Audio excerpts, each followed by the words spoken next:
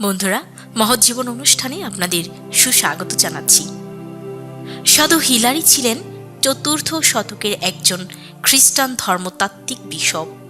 তিনি প্রায় 310 খ্রিস্টাব্দে ফ্রান্সের পয়তিয়ে শহরে জন্মগ্রহণ করেন এবং 367 খ্রিস্টাব্দে মৃত্যুবরণ করেন।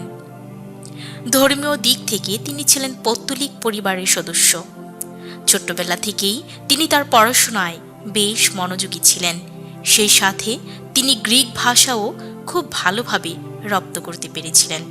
তবে যুব বয়সে নিজের সদ ইচ্ছায় তিনি খ্রিস্ট ধর্ম গ্রহণ করেন এবং নতুন এবং পুরাতন নিয়মের বাইবেল তিনি অধ্যয়ন করে নিজেকে খ্রিস্টের একজন আদর্শ সেনা হিসেবে পরিণত করেন।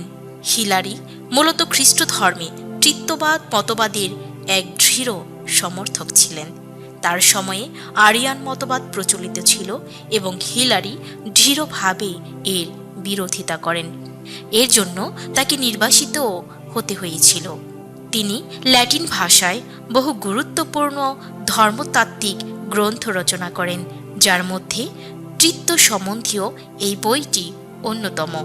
তার এই লেখাগুলি খ্রিস্টীয় ধর্মতত্ত্বে গভীর প্রভাব ফেলেছে।